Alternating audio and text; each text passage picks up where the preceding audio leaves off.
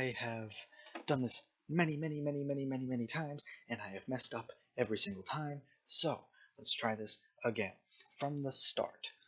This is a brand new series, and I'm just adjusting my headset, so I don't know how loud that was, but I am sorry if it was obnoxious. This is a brand new series in which I will be teaching you how to code in C++. And I know it sounds like I'm rushing through this a little bit, but that's okay because I've done this about 4 times already because I've messed up 4 times. I've downloaded the wrong version of Microsoft Visual Studio like 4 times. Well, 3 times. This is the 4th time, and this is the right time because I followed another tutorial on how to install this properly. I shouldn't have needed help installing this, but hey, I did. Anyway, I'm going to copy this link, and this link here will be in the description down below. Wow, I just skipped the whole thing. Welcome to my new series, Learning C++ with Dheraxys. Okay? Okay. Nice to meet you. My name is Mason. I will be teaching you C++. And I will be using Microsoft Visual Studio's Express 2012 for Windows Desktop. You can download it for free at the link in the description below. Okay. Alright. First part, solid. Excellent. Rock on. So what you're going to want to do... Oh, okay. More explanation about this. This is my first and only, thus far, continuous series. I know I'm a little bit all over the place right now, but that's okay. I hope you can still follow me. I will be teaching you C++. I am in college for video game development. I'm learning how to code games, and I want to teach you guys the things that I learn, so you can learn too how to make video games, and you can do it at home in the comfort of your couch or bed or desk chair or wherever you happen to be. If you're on a laptop, you could be in a cafe, maybe in Dunkin' Donuts, maybe a Starbucks, McDonald's, who knows. Wherever you are, you can code video games happily and with ease thanks to me. So what you're going to want to do is you can use any text editing program to code. You could even use Notepad, but I'm going to use Visual Studio Express 2012 for Windows Desktop. And because the reason for that is it comes with a compiler, which will compile and run your code. And you kind of need that to see, if your code will actually run, if it will actually work.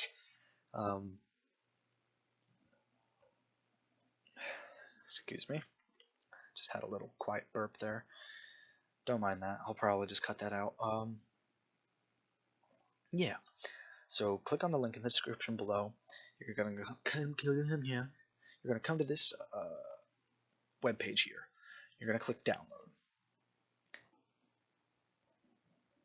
Just click on this one, I would think,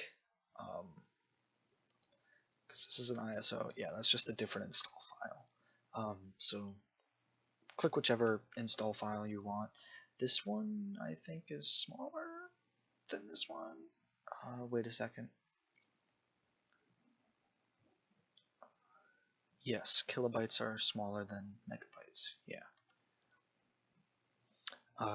So yeah, this is a smaller file. If you want to click on that one, click on that one. If you prefer ISO files for, say, you have like Power ISO or whatever, and you prefer to install programs that way, that's fine. Do that. I'm going to click on the exe file. I'm going to click next. It should download. It's waiting. There we go. All right, thank you for downloading. You're welcome for downloading.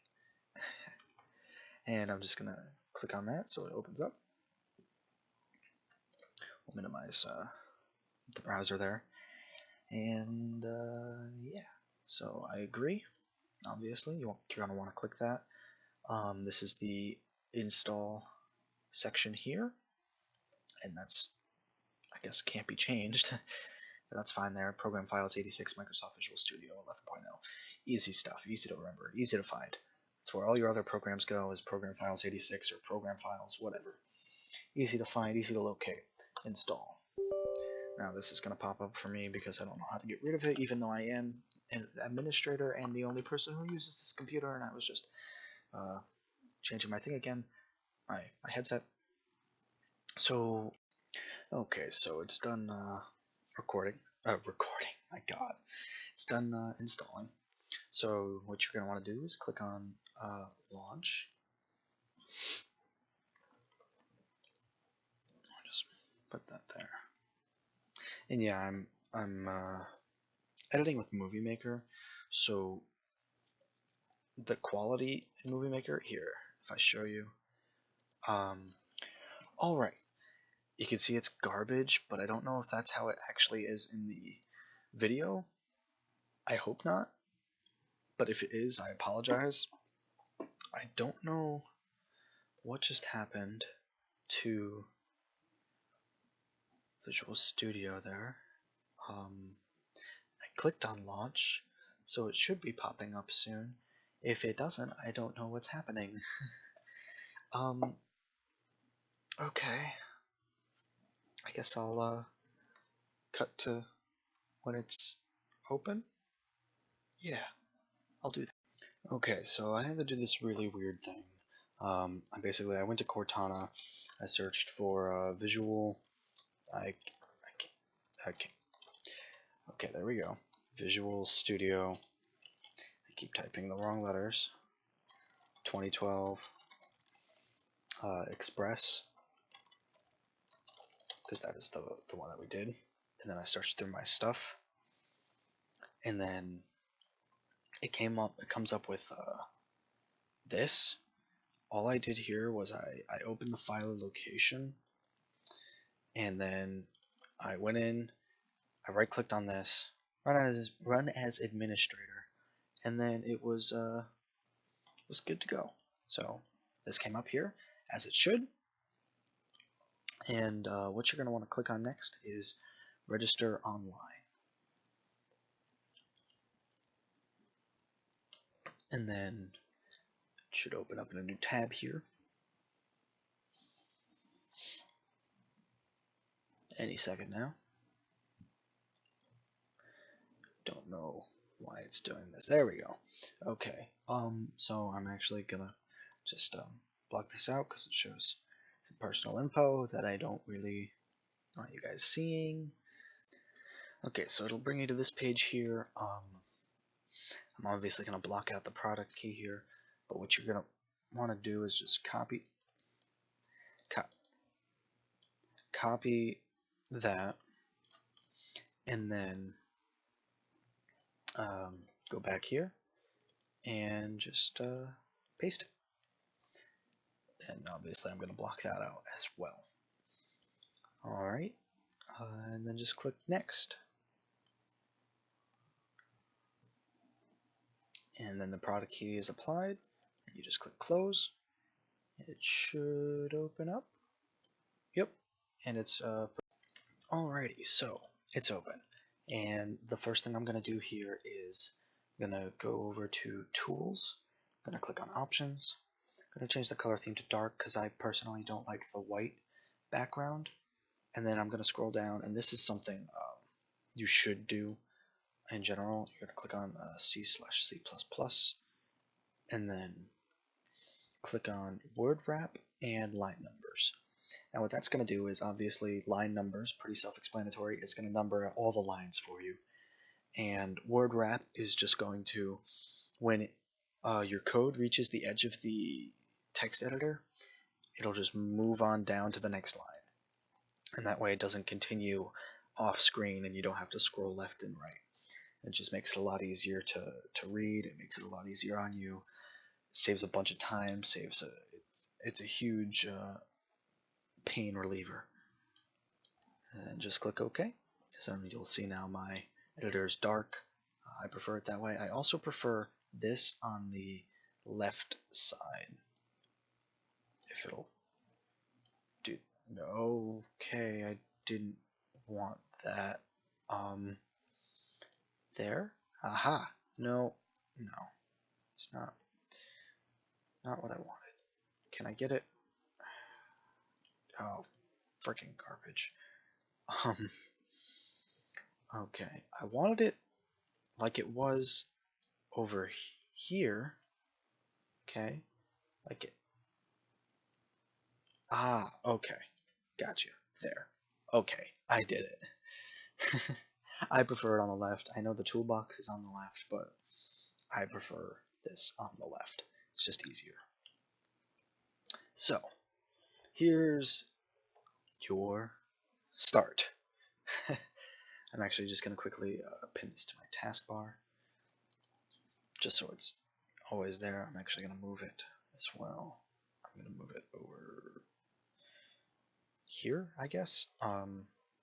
Seeing as pretty much every time I open it, I'll also be opening OBS, which is what I use to record. It's just easier. I don't have to pay for fraps. I don't have to pay for Bandicam. Just OBS is free. It's easy. I'm using it. So you're going to want to click on New Project, and then you're going to want to click on Visual C++, because that's obviously what we're coding, and we're coding it in C++. And then you're going to want to click on Windows 32 Console Application. That's what you want. We're going to click on this pretty much every time, and then just name it to whatever you want. And I made the mistake of turning off my light when I need to use my keyboard a lot. Give me 1 second, I'm jump cutting.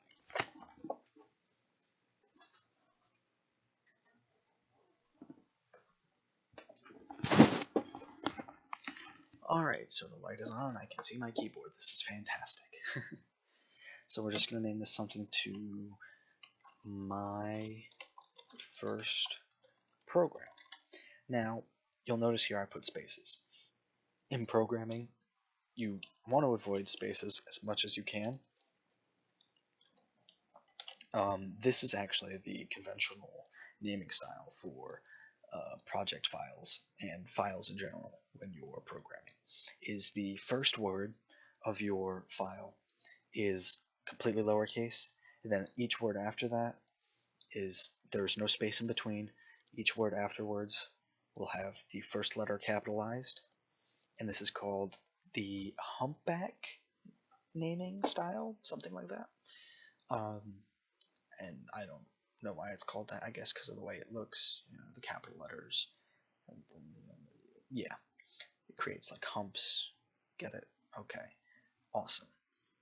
You want to know where this is going, so I'm actually going to create a new place to put these. I'm going to put it onto my desktop and into a new folder, which I'm going to name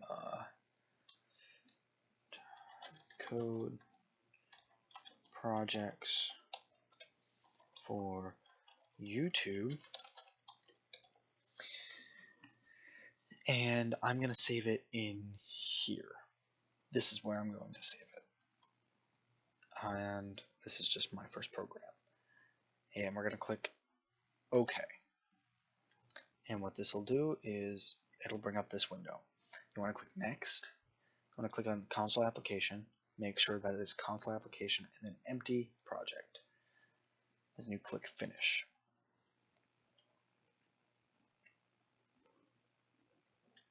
This is taking quite some time. Okay, there we go. So, congrats. Now you have your first thing here. I don't know why this is white properties. We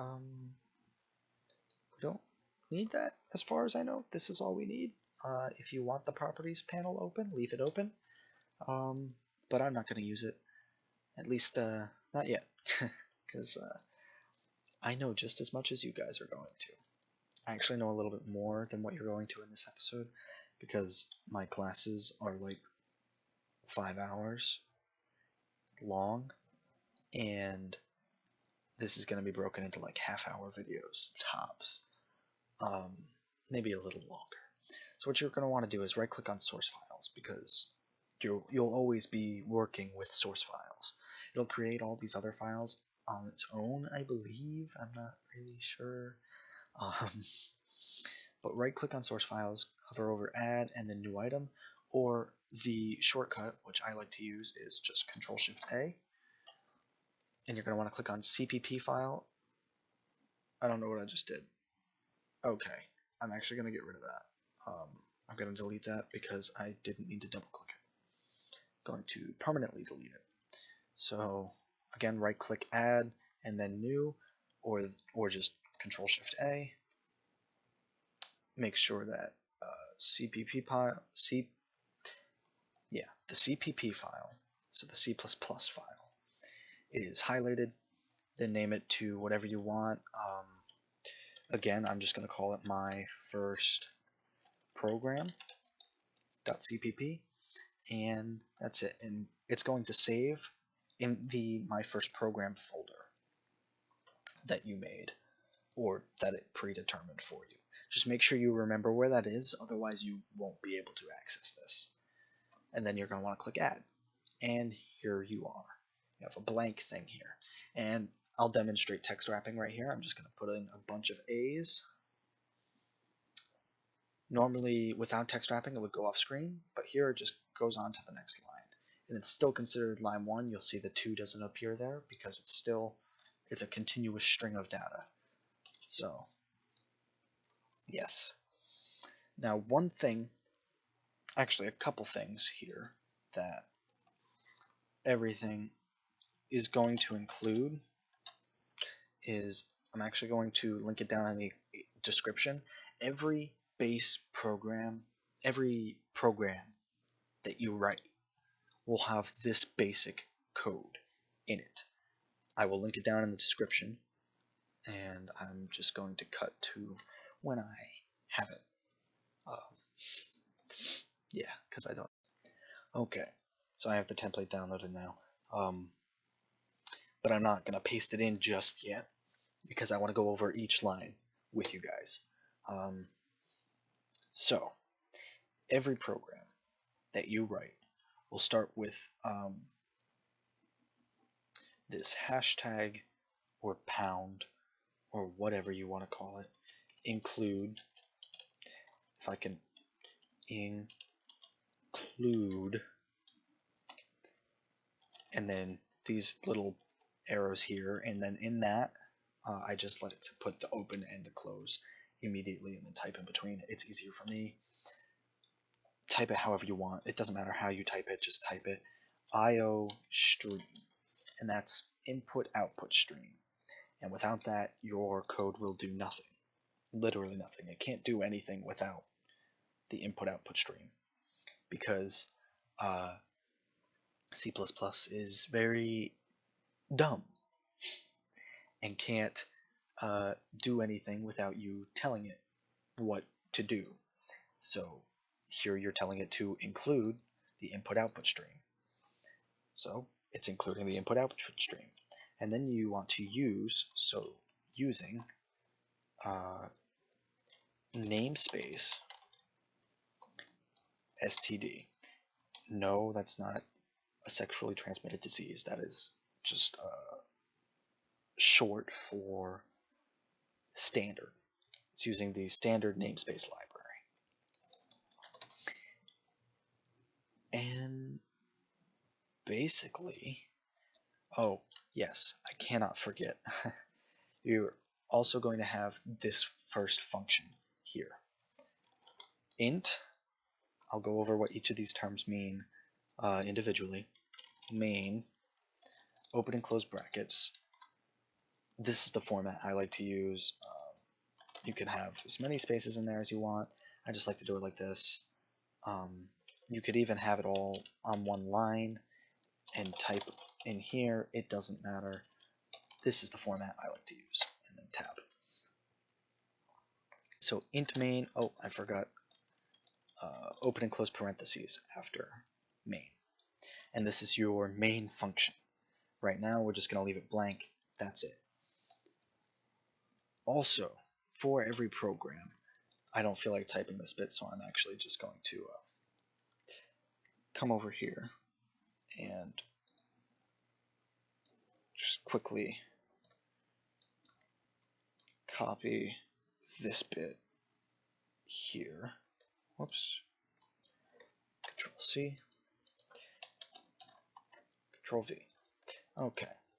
You're going to want a variable dictionary. You don't need it. It's not mandatory. You can see it's commented out, and I'll go over what that means in a minute.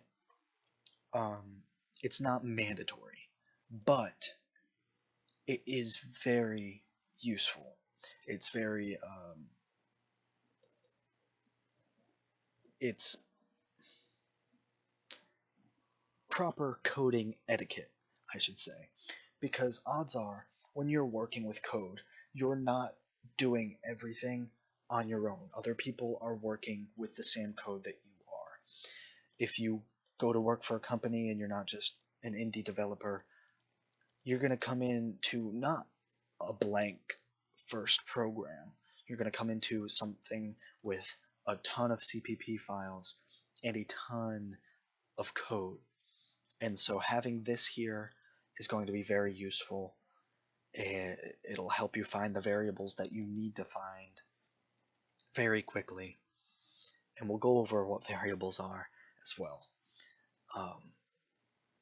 Yeah, this is just very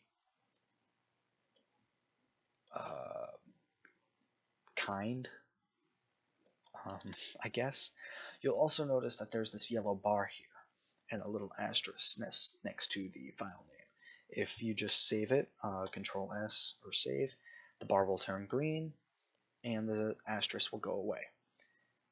Any lines that are red, if there's a red piece in the bar, say I have like a semicolon here, or sorry, maybe I'm missing a parentheses that should turn red, but it's not. But if it's red, it means there's an error. That's all that means. I don't actually think this will do that, to be perfectly honest with you. Also, this handy thing here helps you sift through your functions.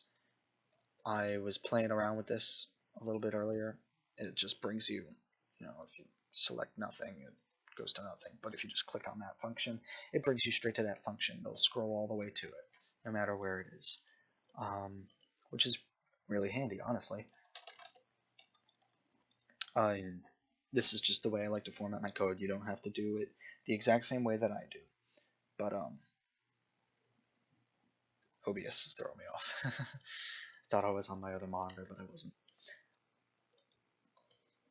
Some other things that your main function will come with every time is the system, parentheses, and then pause. Oh, don't forget the quotes, and then a semicolon. What a semicolon does is it ends every line of code. It basically tells the compiler that, hey, this line of code is done, run the next line. If it's not there, it'll see it as a continuous line, as it's part of another line of code. So you need that at the end of every line of code, except for some reason includes. I don't know why. It's just, that's the way it is. And also, you're going to need return 0. You're going to need these two things. And I'll tell you why. You know what? Screw it. I'll tell you right now. Return 0, it just means this function will return nothing. It's returning nothing. It basically, because it's returning 0, you could technically put void here, but you don't. If you put void there, then this function will output nothing at all, which it's technically doing by saying return 0, but it's complicated.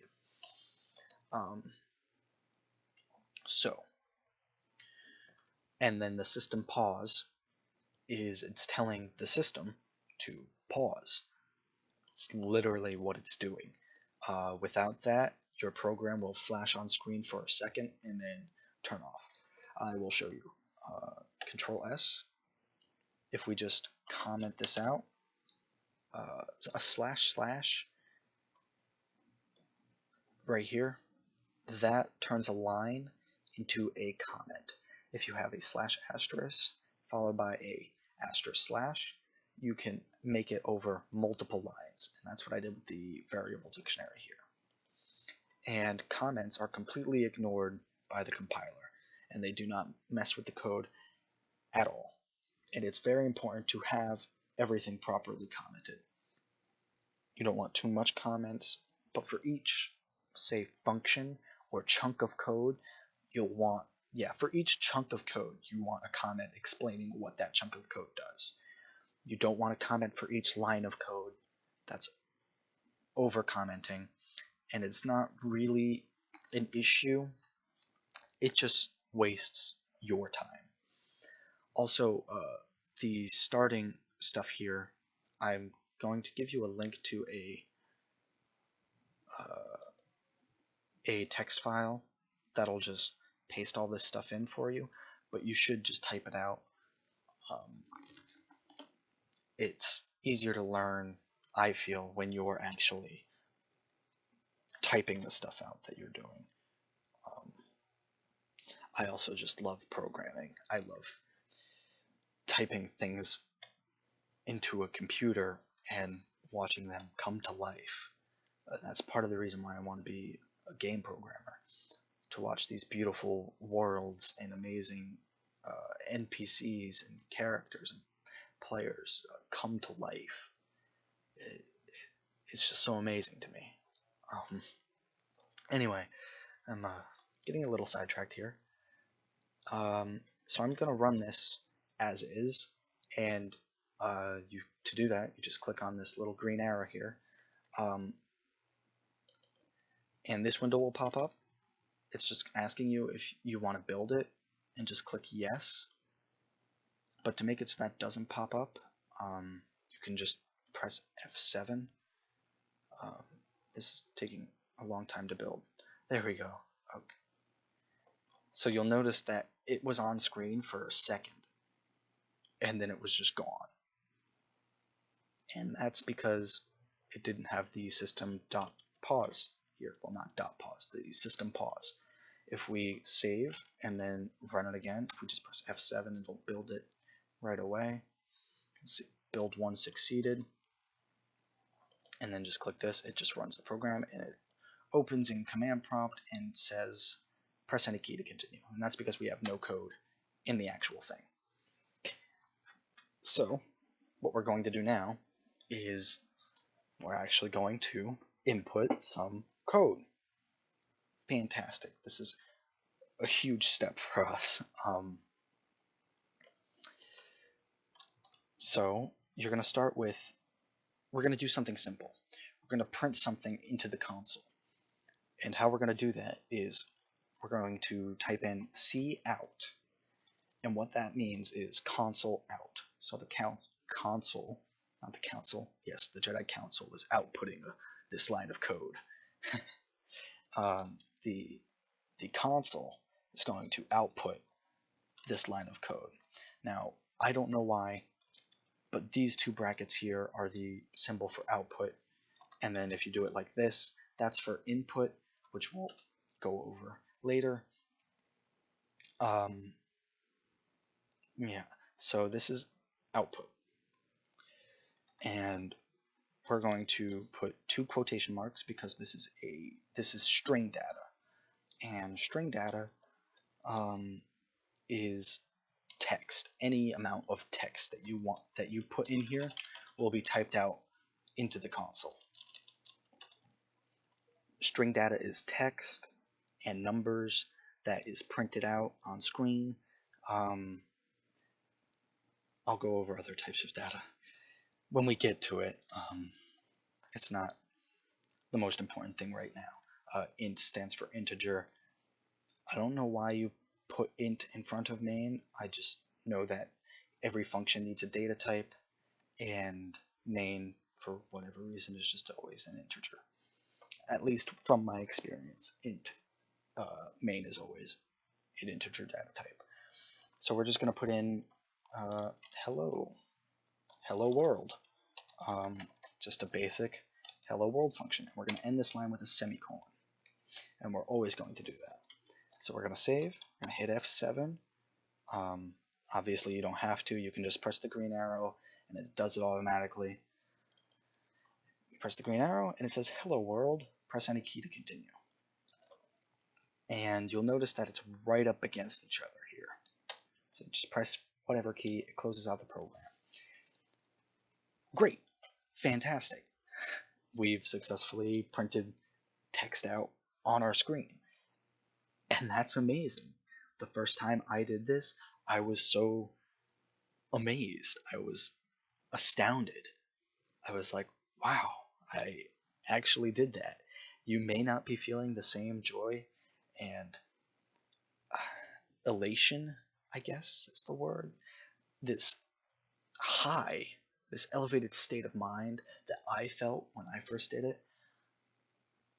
But nevertheless, it's still amazing.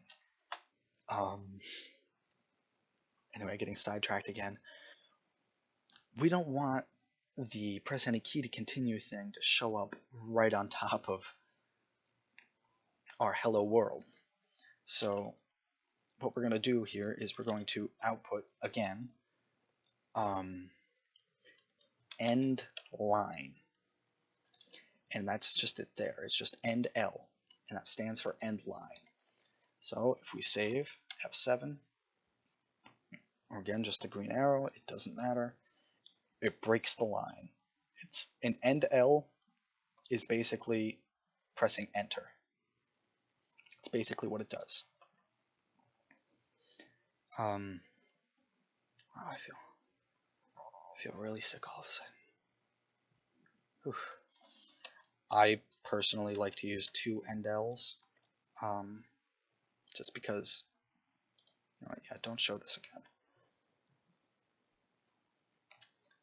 It creates another space, and to me, it looks better when it's formatted that way. So, yeah, that's about it for this episode. Ooh, I think my voice cracked there. Sorry if it did. But yeah, that's about it for this episode. I really hope you enjoyed it. I hope you learned a lot, and if not a lot, I hope you learned a little bit. Maybe you learned, I don't know what exactly, maybe you learned everything here. Maybe you didn't. This series is geared to a complete newcomer, which I am not. I have a little bit of experience in C++, but for the most part, everything that I'm teaching you here, I have just learned. So yeah, I hope you really enjoyed this episode. I know it doesn't look like much. I know it's not that much at all, but it kind of is, it kind of is a lot. And I don't know, but anyway, oh god, I'm just dragging this out. That's our first function right there. And it prints to the screen. Fantastic. Hello world, hello whatever. You can type in whatever you want here. You can type in Bobby likes cheese. You can type in anything. You can type in Dean loves bacon cheese burgers. Less than 3. And then run it, and it'll just print out onto the console, Dean loves bacon cheeseburgers, less than 3. Anything you want in here. Yeah. That's it. I hope you all enjoyed. If you understand that reference, you're pretty cool. I like you. Yeah. See you in the next episode, the next video. The next video will probably be the next episode, so yeah. Enjoy.